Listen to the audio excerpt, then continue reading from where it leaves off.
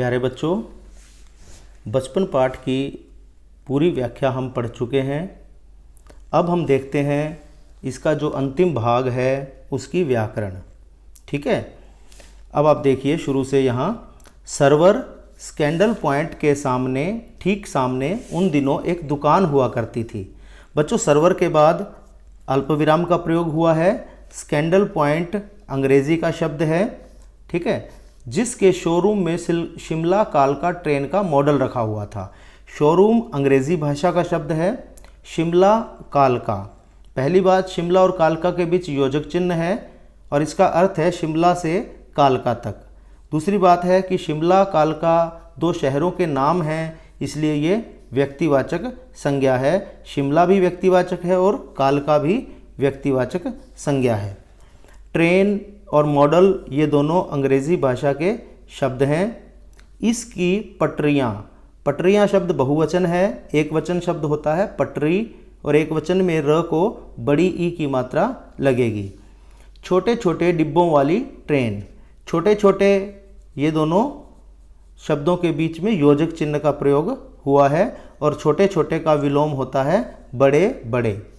एक और लाल टीन की छत वाला स्टेशन, लाल जो शब्द है विशेषण है, ये टीन की विशेषता बता रहा है। टीन एक धातु है, यानी टीन कैसे रंग की है? लाल रंग की। ठीक है, तो लाल विशेषण है। स्टेशन और सामने सिग्नल देता खंबा। बच्चों, स्टेशन और सिग्नल ये दोनों शब्द अंग्रेजी भाषा के हैं। थोड़ी थोड़ी दूर पर बनी सुरंगें, थोड़ी थोड़ी दोनों शब्दों के बीच में योजक चिन्ह का प्रयोग हुआ है और सुरंगें के बाद विस्मयादि बोधक चिन्ह का प्रयोग हुआ है। पिछली सदी में तेज़ रफ्तार वाली गाड़ी वही थी। पिछली का विलोम होता है अगली और रफ्तार जो शब्द है ये उर्दू भाषा का शब्द है। तेज़ शब्द भी उर्दू का है। कभी कभी हवाई जहाज़ भी देखने को मिलते। कभी कभी के बाद कभी कभी के बीच में योजक चिन्ह है। हवाई जहाज़ उर्दू का शब्द है और देखने को मिलते, मिलते के बाद विस्मयादि बोधक चिन्ह का प्रयोग हुआ है। दिल्ली में जब भी उनकी आवाज़ आती, दिल्ली व्यक्तिवाचक संज्ञा है, आवाज़ शब्द उर्दू का है। बच्चे उन्हें देखने बाहर दौड़ते, बाहर जो शब्द है इसका विलोम होता है अंदर या भीतर। ठीक है, एक भारी भरकम पक्षी उड़ा जा रहा है। भारी भरकम, भारी भरकम के बीच योजक चिन्ह है और पक्षी शब्द के पर्यायवाची क्या होते हैं? पंछी, खग, विहग, विहंगम, चिड़िया, ये सब शब्द पक्षी के लिए प्रयोग किए जाते हैं। पक्षी उड़ा जा रहा है पंख फैलाकर। यह देखो और वह गायब, गायब के बाद विस्मयादि बोधक चिन्ह है। उसकी स्पीड ही इतनी तेज़ लगती। स्पीड अंग्रेजी का शब्द है और तेज़ उर्दू का शब्द है। हाँ, हाँ के बाद अल्पविराम है, जिसे आप कोमा कहते हैं, हिंदी में उसे अल्पविराम कहते हैं। हाँ, गाड़ी के मॉडल वाली दुकान के सामने एक और ऐसी दुकान थी जो मुझे कभी नहीं भूलती। यह वह दुकान थी जहां मेरा पहला चश्मा बना था। चश्मा शब्द भी बच्चों उर्दू का है। ठीक है, वहां आँखों के डॉक्टर अंग्रेज थे। आँख शब्द आया है, आँख के पर्यायवाची होते हैं नेत्र, नयन, चक्षु, लोचन, दृग और डॉक्टर शब्द अंग्रेजी भाषा का शब्द है। शुरू शुरू में चश्मा लगाना बड़ा अटपटा लगा। शुरू शुरू में इन दोनों शब्दों के बीच में योजक चिन्ह है। छोटे बड़े मेरे चेहरे की ओर देखते, छोटे बड़े इन दोनों के बीच योजक चिन्ह है और छोटे बड़े का अर्थ है छोटे और बड़े। यहाँ द्वंद्व समास है। ठीक है, मेरे चेहरे की ओर देखते और कहते आँखों में कुछ तकलीफ़ है। तकलीफ़ उर्दू भाषा का शब्द है और तकलीफ़ के बाद तकलीफ़ है के बाद विस्मयादि बोधक चिन्ह का प्रयोग हुआ है। इस उम्र में ऐनक, ऐनक के बाद भी विस्मयादि बोधक चिन्ह है। दूध पिया करो मैं डॉक्टर साहिब का कहा दोहरा देती, कुछ देर पहनोगी तो ऐनक उतर जाएगी। वैसे डॉक्टर साहिब ने पूरा आश्वासन दिया था, लेकिन चश्मा तो अब तक नहीं उतरा, नंबर बस कम ही होता रहा। नंबर शब्द भी अंग्रेजी का है, ठीक है।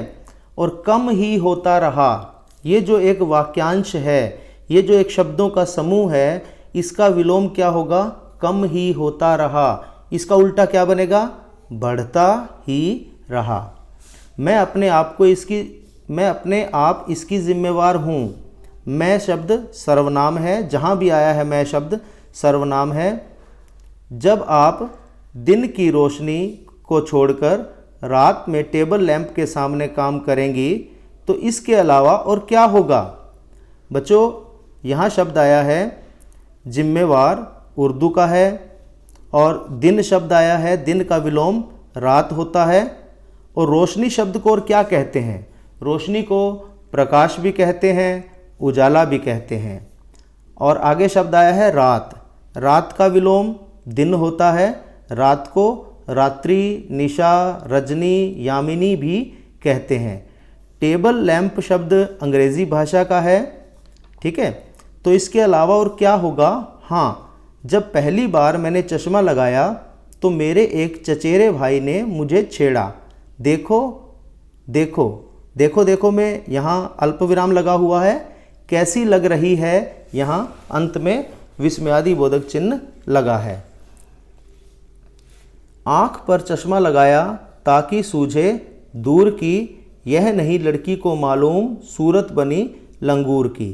तो यहाँ लंगूर की के बाद यहाँ विस्मयादि बोधक चिन्ह का प्रयोग हुआ है। मैं खीझी कि मुझ पर यह क्यों दोहराया जा रहा है, यहाँ भी विस्मयादि बोधक चिन्ह है।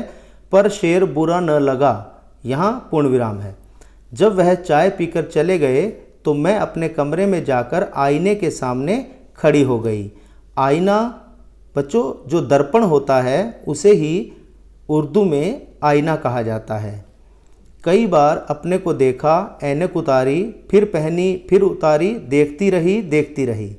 सूरत बनी लंगूर की, नहीं नहीं नहीं, हाँ हाँ हाँ। बच्चों नहीं नहीं नहीं के बीच में योजक चिन्ह है और हाँ हाँ हाँ के बीच में भी योजक चिन्ह है। मैंने अपने छोटे भाई का टोपा उठाकर सिर पर रखा। छोटा भाई इसका विलोम बड़ा भाई, छोटे का विलोम बड़े, ठीक है। कुछ अजीब लगा, अच्छा भी और मजाकिया भी। अच्छा का विलोम होता है बुरा। तब की बात थी, अब तो चेहरे के साथ घुल मिल गया है चश्मा। अब घुल मिल के बीच में योजक चिन्ह है। जब भी कभी उतरा हुआ होता है तो चेहरा खाली खाली लगने लगता है। खाली खाली इन दो शब्दों के बीच में भी योजक चिन्ह है। याद आ गया वह टोपा के बाद अल्प विराम। काली फ्रेम का चश्मा, तो फ्रेम कैसा था बच्चों? काला। चश्मा काला नहीं था, काली फ्रेम का चश्मा, यानी कि फ्रेम काला था। तो फ्रेम की विशेषता बता रखी है, तो यहाँ काली शब्द विशेषण है। और लंगूर की सूरत, हाँ, इन दिनों शिमला में मैं सिर पर टोपी लगाना पसंद करती हूँ। टोपी जो शब्द है बच्चों, ये एक वस्तु है, कोई भी वस्तु है वो जातिवाचक संज्ञा होती है, ठीक है। मैंने कई रंगों की जमा कर ली हैं, कहाँ दुपट्टों का ओढ़ना और कहाँ सहज सहल सुभीते वाली हिमाचली टोपियाँ। हिमाचली टोपियाँ मतलब हिमाचल की टोपियाँ। तो यहाँ हिमाचली जो शब्द है ये विशेषण है बच्चों। अगर हिमाचली की जगह हिमाचल लिखा होता तो वह स्थान का नाम होता, तो वह व्यक्तिवाचक संज्ञा होता। लेकिन हिमाचल शब्द से विशेषण बना दिया हिमाचली, यानी हिमाचल की। हिमाचली का अर्थ है हिमाचल की। तो ये शब्द अब व्यक्तिवाचक संज्ञा नहीं है, ये शब्द अब विशेषण है। ये टोपियाँ की विशेषता बता रहा है। और टोपियाँ जो शब्द है ये बहुवचन है। इसका जब एक वचन बनाएंगे तो टोपी बनेगा और प को बड़ी ई की मात्रा लगेगी। आशा है बच्चों आप लोगों को इस अंतिम पार्ट की व्याकरण समझ